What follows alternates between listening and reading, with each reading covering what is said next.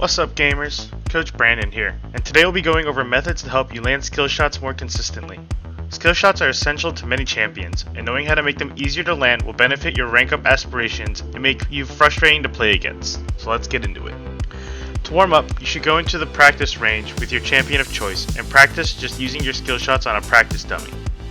Knowing the range and speed of your skill shots is extremely important, so you want to practice using your abilities so that all the details about the ability become second nature to you. You should be visualizing what the skill shot hitbox looks like and how fast it's going to travel without having to put too much thought into it. Practice using your skill shots in the practice range for 2 to 3 minutes before every session is a good way to build up that muscle memory to knowing the exact way that your ability works and how it moves. Once you have the fundamentals of how your ability works and moves, you can load into an ARAM or a bot game and practice hitting it on moving targets. In League, the champion hitboxes is center at their feet, meaning when you're aiming your skill shot, you always want to be aiming at the champion's feet. Aiming for the feet will make you a lot more consistent at hitting your skills because you know exactly what you're looking to aim for, and their feet is the center of their hitbox, so there's forgiveness in aiming as you can be a little to the left or to the right and have your abilities still land. Now that you know where to aim, it's time to take it a step further and try to maximize the ability's capabilities.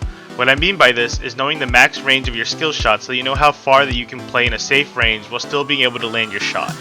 This is important because being able to hit your enemies with the very edge of your skill shots will help keep you safer and help you get the most use out of your abilities. Another way to try and maximize your skill shot usage with abilities, besides max range, as for some chance it doesn't matter as much, you can try to mess around with the nuances of landing your skill shots, and try and use their mechanics and fun ways to throw your opponents off. For example, Graves' Q bounces off walls. So, for his Q ability, you want to actually aim your skill shot at the wall behind your target instead of at your enemy.